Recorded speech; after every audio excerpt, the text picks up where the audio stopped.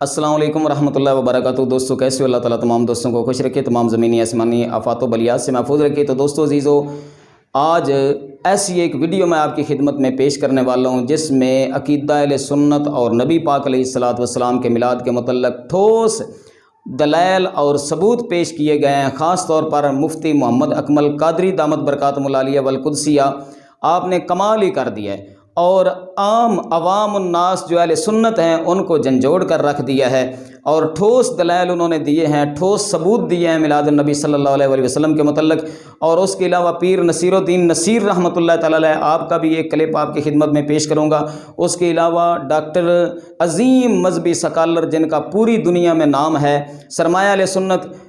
Doctor اشرف آصف جلالی دامت برکاتہم العالیہ والقدسیہ آپ کا ایک ویڈیو کلپ آپ کی خدمت میں پیش کیا جائے گا۔ اور اس کے علاوہ افغانستان کے سنی علماء نے دیوبندی حضرات کے ساتھ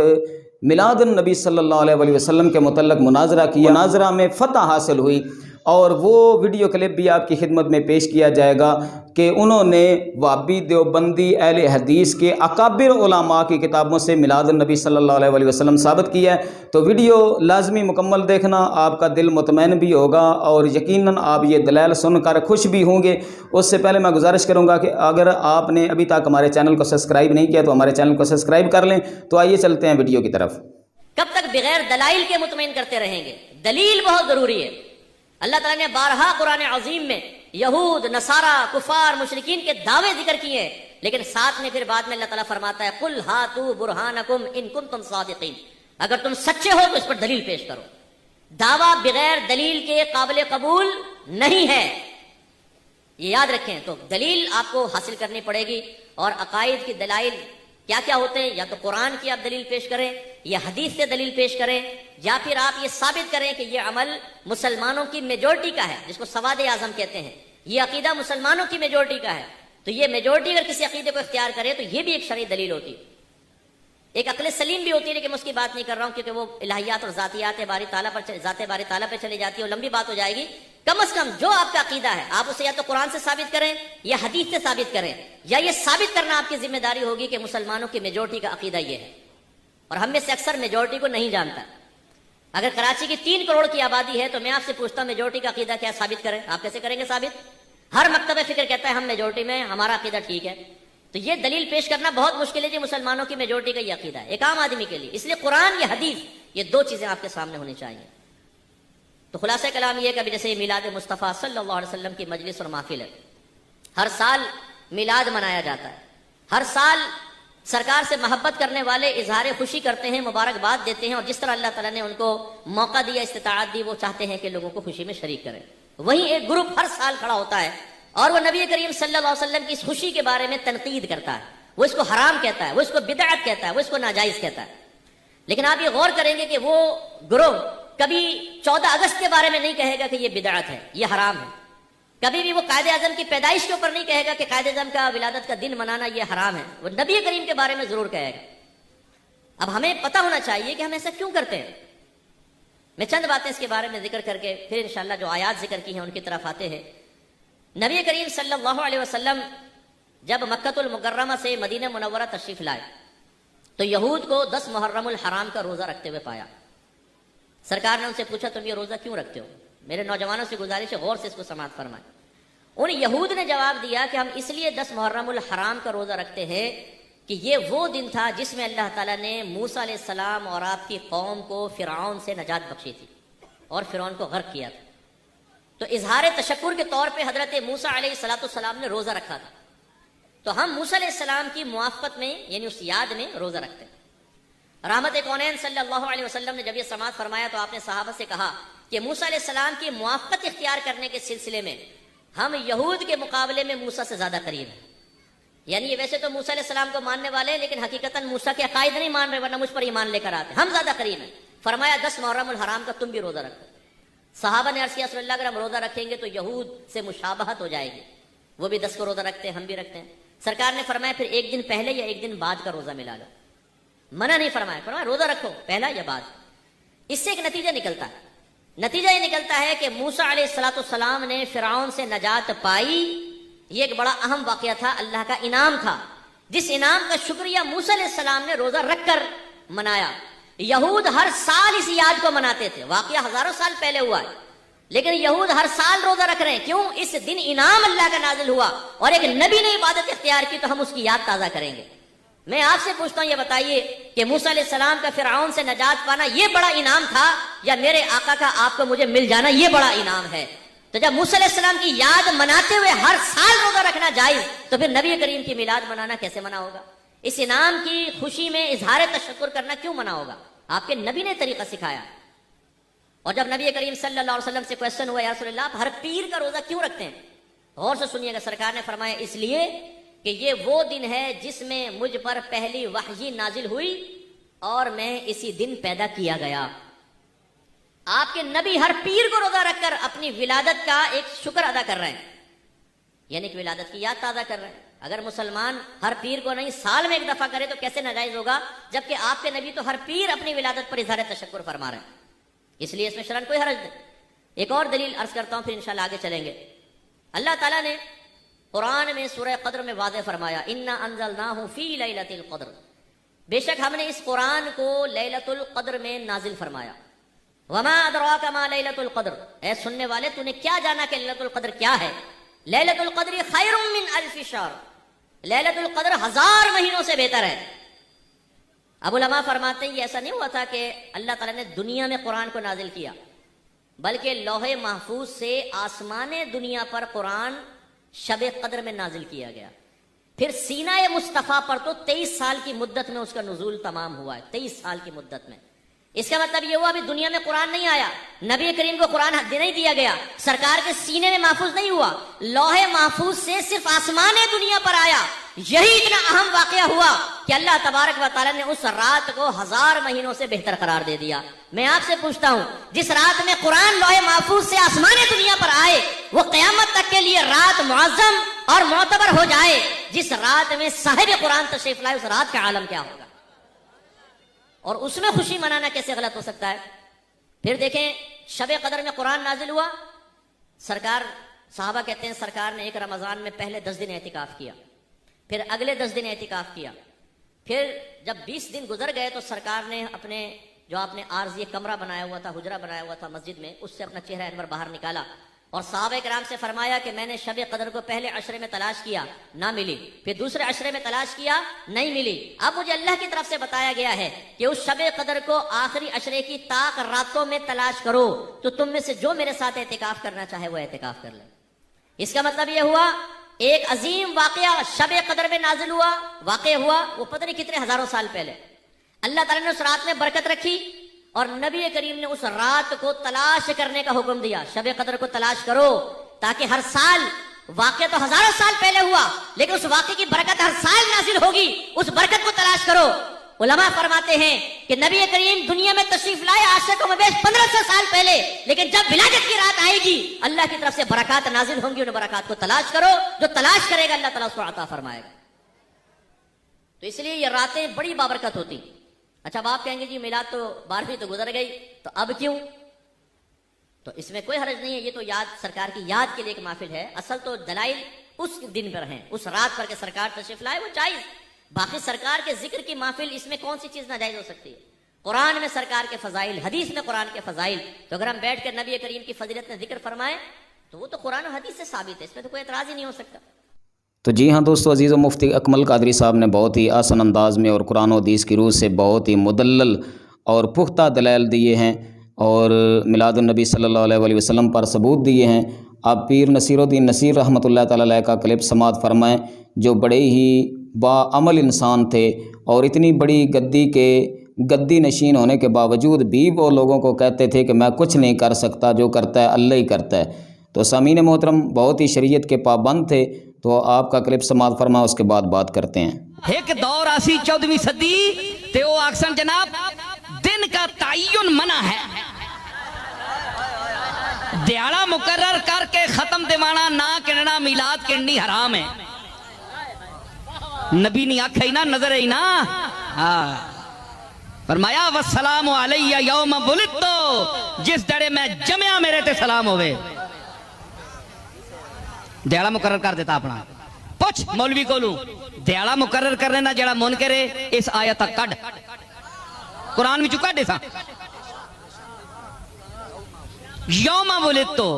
یوم جس دیاڑے میں جمعیاں کیوں اگے پیچھے منع ہے تو سانتے سلام بھیجنا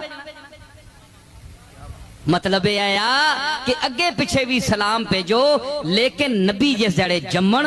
تے خصوصاً سید الانبیاء جناب محمد مصطفیٰ جس جڑے آپ دی ولادت ہوئے اس راتی صبح ویلے بطور خاص آپ دی بارگاہ اسیاں پناہ وچ سلام پیش کرو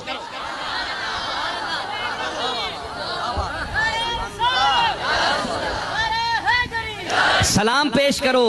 کیوں یہ تہاڈا کام ہے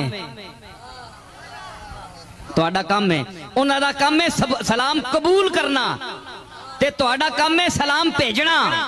تو جی ہاں دوستو عزیزو اب آپ کی خدمت میں کلپ پیش کرتے ہیں عظیم مذہبی اسکالر اشرف آصف جلالی دامت برکاتہم العالیہ والقدسیہ انہوں نے بھی نہایت ہی مدلل دلائل دیے ہیں پختہ دلائل دیے ہیں میلاد نبی صلی اللہ علیہ وآلہ وسلم کے متعلق تو آئیے ان کا کلپ سماعت فرما اس کے بعد بات کرتے ہیں حضرت امام بدر الدین عینی رحمہ اللہ تعالیٰ نے عمدۃ القاری شرح بخاری میں یہ لکھا ہے کہ جس وقت سید عالم نور مجسم شفیع معظم صلی اللہ علیہ وسلم ہجرت کر کے مدینہ شریف پہنچے مدینہ شریف میں ہر ایک شخص آپ کی میزبانی کے لیے تڑپ رہا تھا اور ہر ایک چاہتا تھا کہ محبوب میرے گھر میں تشریف فرما ہو فیصلہ یہ ہوا کہ اونٹنی جس گھر کے سامنے بیٹھ جائے گی رسول اللہ صلی اللہ علیہ وسلم اسی کے مہمان قرار پائیں گے تو اونٹنی حضرت ابو ایوب انصاری رضی اللہ تعالیٰ عنہ کے گھر کے سامنے بیٹھ گئی ایک شخص جن کا نام جبار تھا انہوں نے اپنی محبت کا اظہار کرتے ہوئے اونٹنی کو پاؤں کی ٹھوکر سے اٹھانا چاہا تو حضرت ابو ایوب انصاری رضی اللہ تعالیٰ عنہ بول پڑے لولا الاسلام لضربتک بالسیف اگر درمیان میں اسلام رکاوٹ نہ بنتا تو تمہاری اس حرکت پر میں تمہارا سر تن سے جدا کر دیتا ان منزلی تنخسها کیا تم میرے گھر کے سامنے اس اونٹنی کو اٹھانا چاہتے ہو اور اپنی طرف لے جانا چاہتے ہو اس پر بحث کرتے ہوئے کہ اونٹنی وہاں کیوں بیٹھی اور بھی بڑے مکانات تھے امام بدر الدین عینی رحمۃ اللہ علیہ نے شرف المصطفیٰ صلی اللہ علیہ وسلم کے حوالے سے اس طویل داستان کو لکھا جو نبی اکرم صلی اللہ علیہ وسلم کی آمد سے کئی صدیاں پہلے کی محفل میلاد کی داستان ہے وہ لکھتے ہیں کہ جس وقت طبہ اول جو یمن کے حکمران تھے وہ رسول اللہ صلی اللہ علیہ وسلم کی ولادت سے 1000 سال پہلے مکہ شریف آئے اور مکہ شریف سے انہوں نے یثرب کا سفر کیا جب یثرب میں پہنچے وہاں اس وقت کوئی آبادی کا نام و نشان نہیں تھا اور بیماریوں کی وجہ سے اس علاقے کو یثرب کہا جاتا تھا طب اول کے ساتھ تقریباً 400 جید علماء کرام تھے جو اس وقت کے آسمانی علوم کے ماہر تھے جو نابغہ روزگار بھی تھے اور نہایت پارسا انسان تھے کیونکہ وہ 400 کے 400 شادی کے بغیر اپنی زندگیاں بسر کر رہے تھے تو طب اول کو انہوں نے ایک میٹنگ کے بعد یہ کہا کہ آج تک آپ جہاں گئے ہم نے تمہارا ساتھ دیا مگر اب ہم آپ کے ساتھ دینے سے ساتھ جانے سے ہم معذرت خواہ ہیں ہم اسی جگہ پہ رہنا چاہتے ہیں جہاں ہم پہنچ گئے ہیں سألہم عن سر ذالک طبہ نے پوچھا اس کا سبب کیا ہے میری حکومت میری جاگیریں میرے خزانے یمن میں سب کچھ ہے اور آپ اس ویرانے میں کیوں رہنا چاہتے ہو انہوں نے کہا ناجدو فی کتبنا نبیا اسمہ محمد صلی اللہ علیہ وسلم حاضی دار مہاجرہ ہم نے اپنی کتابوں میں ایک نبی صلی اللہ علیہ وسلم کا نام پایا ہے ان کا اسم شریف محمد صلی اللہ علیہ وسلم ان کے بارے میں ہماری کتابوں میں لکھا ہے کہ وہ ہجرت کر کے اس جگہ آئے ہم نے اس جگہ کی ساری علامتیں دیکھ لی ہیں تو اگرچہ ان کی ابھی جلوہ گری نہیں ہوئی مگر ہو جائے گی ہم اس انتظار میں ہیں ان کا میلاد ہوگا ولادت ہوگی دنیا میں تشریف لائیں گے تو پھر ہجرت کر کے یہاں بھی پہنچیں گے اگرچہ بات بڑی لمبی ہے مگر انتظار میں بیٹھنے کی لذت بڑی ہے ہم آج سے ہی ان کی آمد کا انتظار کرتے ہیں اور ہم اس جگہ موجود رہیں گے لعل ان نلقاہ شاید کہ ہماری ان سے ملاقات ہو جائے ان سے ملاقات کے لیے ہم ترس رہے ہیں تڑپ رہے ہیں ہم نے کتابوں میں ان کے بارے میں پڑھا ہے اب دیکھو ابھی رسول اللہ صلی اللہ علیہ وسلم کی ولادت نہیں ہوئی 1000 سال پہلے 400 فضلاء بیٹھ کے محبوب کی آمد کا ذکر کر رہے ہیں یہ محفل میلاد نہیں تو اور کیا ہے یہ سید عالم نور مجسم شفیع معظم صلی اللہ علیہ وسلم کا ذکر پاک اتنے بڑے اجتماع میں اور اس انداز کے ساتھ کہ ہم ان کا دیدار چاہتے ہیں، ہم ان کے انتظار میں رہیں، تو اول نے یہ سنا ایک تم ہی تو نہیں ہو محبت میں خستہ حال، اس راستے میں اور بھی آشفتہ سر ملے، میں یمن میں جا کے اپنی بادشاہت کو کیا کروں گا، میں اس سلطنت کو کیا کروں گا، ان جاگیروں کو کیا کروں گا، اگر تم یہاں ان کے انتظار میں ہو تو میں بھی یہاں ان کے انتظار میں رہتا ہوں۔ تو طب اول نے نبی اکرم نور مجسم شفیع معظم صلی اللہ علیہ وسلم کے انتظار میں وہاں رہنے کا ارادہ کر لیا۔ اب اس کے بعد وہاں انتظامات شروع کر دیے، بنا لکل واحد دارا، تو اول نے اپنے خزانے منگوا لیے اور کہا یہ جو 400 فضلاء ہیں جو حکیم ہیں اور فراست اور تدبر سے لبریز جن کی زبانیں ہیں، ان کے لیے یہاں گھر بنایا جائے۔ تو ہر ایک شخص کے لیے، ہر ایک عالم کے لیے طبا نے مدینہ شریف جہاں آج ہے اس جگہ پر ایک ایک گھر تعمیر کیا، اور یہ سارا بندوبست محفل میلاد کے لیے ہو رہا تھا۔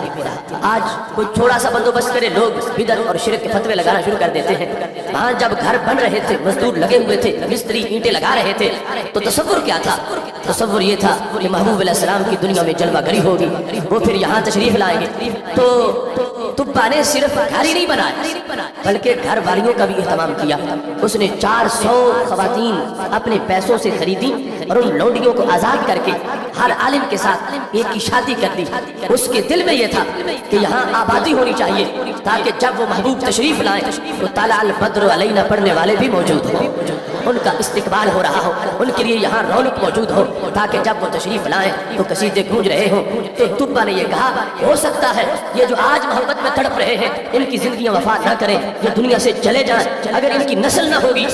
تو محبوب آئیں گے۔ اس واسطے ان لوگوں نے اگر شادیاں کی ہیں تو میلاد رسول اللہ السلام کے انتظار میں کی ہیں، اگر شادیاں کی ہیں تو استقبال محبوب علیہ السلام کے لیے کی ہیں کہ ہم نہ ہوئے ہماری نسلیں تو ہوگی، ہمارے بیٹے پوتے پڑپوتے آگے جا کر کوئی تو موجود ہوگا جو اس وقت سواری کی نکیل پکڑے گا، جو محبوب کو اپنے گھر میں لے جائے گا۔ اس بنیاد پر آج تھوڑے سے اہتمام پر لوگوں کو بن جاتی ہے کہ اتنا کیوں اہتمام کیا جا رہا ہے۔ میرے نبی علیہ السلام کی ولادت تو ولادت رہی، ہجرت کے استقبال کے لیے اتنی تیاریاں ہو رہی تھی۔ 400 فضلاء جو ہیں ان کی شادیاں ہوئی، آگے ان کی نسل شروع ہو گئی، اور طبا نے صرف یہی نہیں کیا، کاتبہ کتابن، اس نے ایک خط لکھا اپنی طرف سے۔ ہو سکتا ہے میں فوت ہو جاؤں تو میرا خط میری گواہی دے۔ اس خط کے اندر جو اشعار تھے ان میں سے ایک شعر امام عینی نے اپنی کتاب عمدۃ القاری شرح بخاری میں لکھا ہے۔ وہ شعر کتنا خوبصورت ہے، شہدت علی احمد انہ رسول من اللہ بارئ النسام، میں یہ گواہی دیتا ہوں حضرت احمد علیہ السلام پر کہ وہ اللہ کے رسول ہیں، وہ اللہ جو روحوں کو پیدا کرنے والا ہے۔ شہدت علی احمد انہ رسول من اللہ بارئ النسام، انہیں خود اپنی نبوت کا کیوں نہ پتا ہو، جن کے پہلے 1000 سال تڑپنے والے غلاموں کو بھی ان کی نبوت کا پتا ہے، اور ساتھ یہ گواہی دے رہے ہیں کہ میں گواہی دیتا ہوں تاکہ جب قیامت کے دن لوگ اشہد کہہ کے ان کی رسالت بیان کریں، اگرچہ میں نے زمانہ نہیں پایا ہوگا مگر میرا خط گواہی دے گا کہ میں پہلے ہی ان کے دیوانوں میں اپنا نام لکھا چکا ہوں۔ انہوں نے طبا نے خط لکھا، اور خط لکھنے کے بعد ان 400 علماء میں سے جو سب سے بڑے عالم تھے، جو ان کے رئیس تھے، جو ان کے سردار تھے، وہ خط ان کو دے دیا۔ اور خط دینے کے بعد صرف یہی نہیں کیا، خط پہ مور بھی لگائی، اور محبت کے اپنے اپنے انداز ہوتے ہیں، مور لگانے کا رواج تو اس وقت تھا مگر یہ مور منفرد قسم کی تھی۔ وَخَتَمَهُ بِالذَّهَبِ، سونا پگھلا کے سونے سے مہر لگائی سونے کے نام خط پر، تاکہ لوگوں کو پتا چلے کہ ان کی یاد میں جو خرچ کرتا ہے اس کو اسراف نہیں کہا جائے گا، اس کو فضول خرچی نہیں کہا جائے گا۔ مہر تو سیاہی سے بھی لگائی جا سکتی ہے مگر سونے کی مہر لگا کر میلاد منانے والوں کے نام حضرت طبا نے اور پیغام بھیج دیا کہ جب ولادت ہو جائے گی اس وقت ماننے والے اگرچہ بڑی محبت کا اظہار کریں گے مگر ولادت سے پہلے والوں کو بھی مت بھولنا۔ انہوں نے بھی خط لکھے ہیں محبوب کے نام اور سونے کی مہریں لگا کر اپنی محبتوں کا اظہار کیا ہے کہ یہ وہ محبوب ہیں جن کی طرف خط عام محبوبوں جیسے نہیں لکھے جاتے، سونے کی مہریں لگا کے جن کے نام خط بھیجے جاتے ہیں۔ حضرت طبا رضی اللہ تعالیٰ عنہ نے وہاں ایک کوٹھی تعمیر کی، وَبَنَا لَهُ دَارًا، کہ جب میرے محبوب علیہ السلام ہجرت کر کے آئے تو مکان پہلے موجود ہونا چاہیے۔ اور یہ دوسری احادیث میں ذکر ہے کہ وہ مکان 2 منزلہ تھا، حالانکہ اس وقت اس عرب کے رواج میں ابھی ولادت سے 1000 سال پہلے بمشکل کسی کو کٹیا نصیب ہوتی تھی یا 1 منزلہ مکان ہوتا تھا، لیکن اس بادشاہ نے جو ہمارے نبی علیہ السلام کے لیے مکان تیار کیا وہ 2 منزلہ مکان تھا، اور وہ مکان آگے پشت در پشت منتقل ہوتا چلا گیا، اور جب نبی علیہ الصلوۃ والسلام ہجرت کر کے پہنچے مدینہ شریف تو اس وقت وہ مکان حضرت ابو ایوب انصاری رضی اللہ تعالیٰ عنہ کے پاس موجود تھا۔ تو پتہ چلا، امام عینی کہنے لگے اونٹنی بلا وجہ نہیں بیٹھی، اونٹنی کے پیچھے پورا فلسفہ ہے۔ اور امام عینی کا یہ جملہ آج کے لوگوں کو دعوت فکر دے رہا ہے جو میرے نبی علیہ السلام کے علم کو ناپنے تولنے کی کوشش کرتے ہیں۔ وہ جانور محبوب کی اونٹنی کے علم کو جو دیکھ لے تو سرکار نے لوگوں کا دل بھی رکھا کہ میں خود فیصلہ نہیں کرتا، لیکن جس نے 1000 سال پہلے محبت کا اظہار کیا تھا یقیناً وہ زیادہ مستحق ہے کہ میں اس مکان میں آج اپنے آپ کو لے جاؤں۔ اور یہ بات منتقل ہو گئی اونٹنی کے دل میں، سارے تڑپ رہے ہیں کہ محبوب کی اونٹنی ہمارے گھر کے سامنے بیٹھ جائے، مگر اونٹنی وہاں بیٹھی جہاں اس کو بٹھانے والے نے بٹھا دیا تھا۔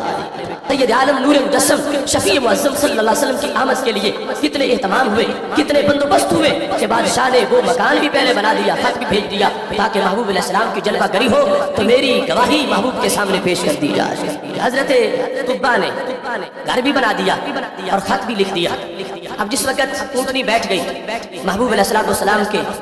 اس گھر کے سامنے جو حضرت طبا نے تعمیر کیا تھا، اب جس کے پاس خط تھا وہ شخص بھی جس کے پاس خط آگے نسل در نسل پہنچا تھا، کیونکہ جس بڑے عالم کو خط دیا تھا وہ فوت ہو گئے، ان کے بیٹے فوت ہو گئے، پوتے فوت ہو گئے، پڑپوتے فوت ہو گئے، اور خط آگے منتقل ہوتا رہا۔ اب جب محبوب علیہ السلام تشریف فرما ہو گئے، وہ شخص جس کے پاس اس وقت خط تھا حضرت طبا کا، تو محبوب علیہ السلام کے سامنے وہ شخص آیا، نام اس کا ابو لیلہ تھا۔ جب وہ ابو لیلہ میرے نبی علیہ السلام کے سامنے ہوئے، ابھی ابو لیلہ کی سرکار سے پہلے ملاقات نہیں ہوئی، ابو لیلہ کو یہ پتہ نہیں ہے یہ وہ کون ہے، نبی حضرت محمد مصطفیٰ صلی اللہ علیہ وسلم کہ جن کے شوق میں آج گلی کوچوں میں دھوم مچی ہوئی ہے۔ وہ سامنے ہوا، فلما رآہ، جب ہمارے نبی علیہ السلام نے اسے دیکھا تو فوراً فرمایا انت ابو لیلہ ومعک کتاب طبا، تم ابو لیلہ ہو اور تمہاری جیب میں میرا خط موجود ہے۔ حضرت ابو لیلہ حیران رہ گئے کہ ابھی میں نے نہ اپنا تعارف کروایا ہے، نہ میں ان کو جانتا ہوں، یہ شخص مجھے دیکھتے ہی اتنا علم ہے، اتنے ان کے پاس دور سے دیکھنے والی آنکھیں ہیں، چلو کسی کے نام کا پتہ ہو، مگر دیکھا نہ ہو کہ فلاں کا یہ نام ہے تو نام سے بھی بندے کا پتہ نہیں چلتا جب تک کہ کوئی نہ بتائے کہ فلاں نام والا آ گیا ہے۔ انہیں میرا نام بھی پتہ ہے اور انہیں پتہ ہے کہ جس کا یہ نام ہے وہ یہ انسان ہے، انہیں میری جیب کا بھی پتہ ہے، جیب میں جو خط ہے اس کا بھی پتہ ہے، اور خط میں جو لکھا ہے اشہد علی احمد انہ رسول من اللہ بارے نظامی جو حضرت طبا کی طرف عہد محبت ہے اس کا بھی ان کو پتا ہے۔ ابو لیلہ نے پوچھا من انت، تم بتاؤ تم کون ہو، تعارف کیا ہے؟ فرمایا انا محمد صلی اللہ علیہ وسلم، میں حضرت محمد مصطفیٰ علیہ السلام ہوں۔ ہاتھ الکتاب، فرمایا تم میرا خط باہر نکالو۔ تو خط جب پیش کیا گیا اس میں وہی شعر لکھا ہوا ہے اشہد علی احمد انہ رسول من اللہ بار نظامی، ایک شعر نہیں پورا قصیدہ لکھا ہوا ہے۔ حضرت طبا نے اپنی محبتوں کا اظہار کیا ہے کہ محبوب تمہارے انتظار میں میری روح نکل رہی ہے، میں دنیا سے جا رہا ہوں، مگر قیامت کے دن میری لاج رکھ لینا، مجھے کافروں میں شمار نہ کرنا، میں دل پگھلا کے تم سے پیار کر رہا ہوں۔ سرکار دو عالم نور مجسم شفیع معظم صلی اللہ علیہ وسلم کو جب وہ خط پیش کیا گیا فرمایا مرحبا بطبا الاخ الصالح، اے طبا میں تیرے خط کو خوش آمدید کہتا ہوں۔ مرحبا کہہ کر 3 مرتبہ میرے نبی علیہ السلام نے اس خط کو پکڑا اور خوش آمدید اور مرحبا کہا اور اپنے صحابہ پر بعد میں واضح کر دیا، فرمایا لا تسبوا طبا، کوئی بندہ طبا کو گالی مت دے اس واسطے کہ اس نے مجھ پر ایمان کا اعلان کیا۔ طبا کی بات اور ہے، اس نے میری آمد سے 1000 سال پہلے میرا میلاد بنایا، اس نے اتنا اہتمام کیا، اس شخص نے اس انداز میں اس چیز کو واضح کیا، اس بنیاد پر سید عالم نور مجسم شفیع معظم صلی اللہ علیہ وسلم باخبر ہے کہ کون میری محبت میں کھل کے پھول بنا ہے اور کون جو ہے وہ راکھ ہو چکا ہے بغض میں۔ وہ جانتے ہیں کہ کون میری آمد پر خوش ہے اور کون گھروں کو سجا کے بیٹھا ہے اور کس کے ہاں صفے ماتم ہے۔ یہ جو پہلے کے احوال ہے، ابھی ولادت نہیں ہوئی تھی اس وقت کی محفل میلاد اتنی بڑی ہے اور اہتمام اتنا بڑا ہے، آج ہم 400 دیگ پکائیں تو یہ بہت اظہار محبت ہوگا، مگر طبا نے تو 400 گھر بنائے، 400 گھر آباد کیے، اس لیے کہ یہ وہ جگہ ہے جہاں میرے محبوب ہجرت کر کے جلوہ گر ہونے والے۔ ماشاءاللہ سبحان اللہ، جلالی صاحب کی کیا بات ہے، جلالی صاحب نے کمال ہی کر دیا، کمال انداز، کمال ثبوت اور پروف، بہت ہی اچھے دلائل دیے جلالی صاحب نے۔ تو اب دوستو عزیزو افغانی علماء جو ہیں ان کا مناظرہ سماعت فرمائیں اور ان کے مناظرے کے بعد میں ان کا لب لباب مفہوم مختصر الفاظ میں پیش کروں گا، کیونکہ ہو سکتا ہے آپ کو سمجھ نہ آئے، کیونکہ وہ پشتو میں مناظرہ کر رہے ہیں اور مناظرہ جیتا ہے انہوں نے۔ امام حرمین امام العرب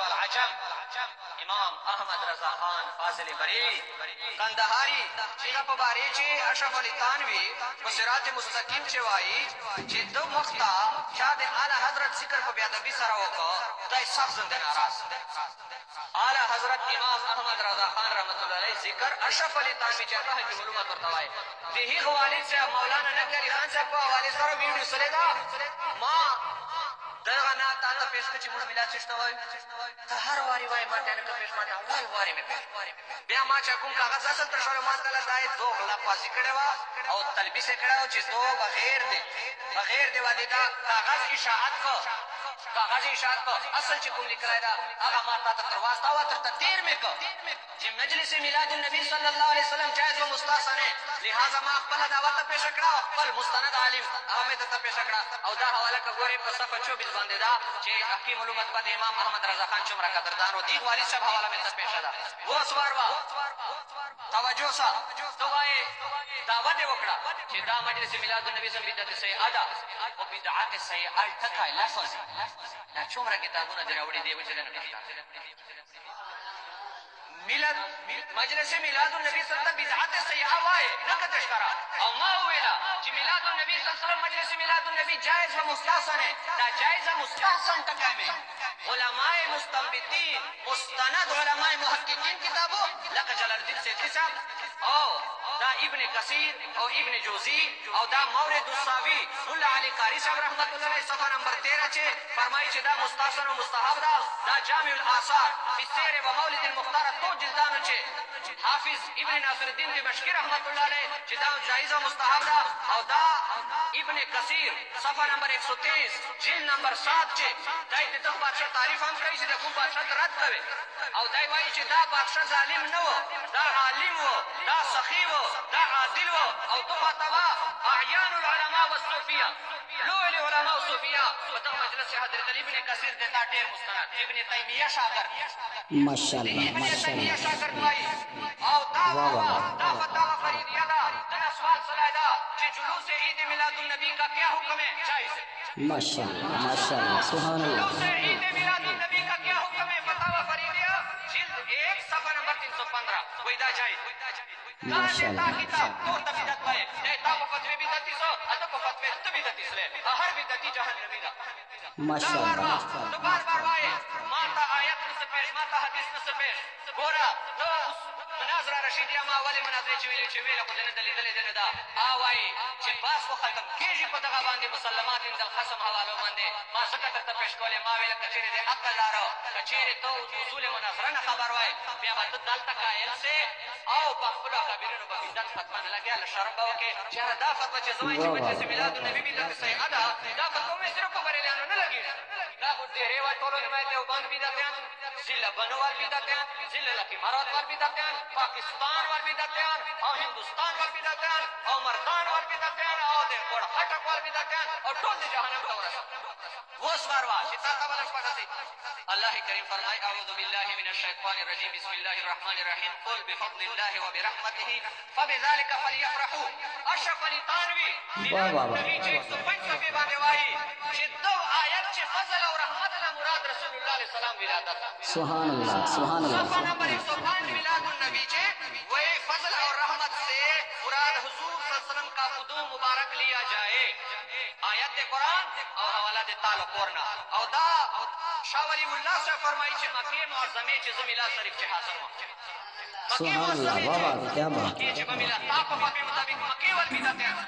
ویل شرم وکړه پاکستان او عربستان دې ټول بدعت کړو یو تروګه دا نور ټول دنیا بدعت دا خپل الحمدلله جان ډاګه روحاني بلا کو مشورې عمل وکړه وی علماء دیوبند مسلک دا د پرفیتن دور چې میلاد شریف روا دا اور جو بھی میلاد شریف میں رکاوٹیں ڈالیں گے خائے وہ خاسر رہیں گے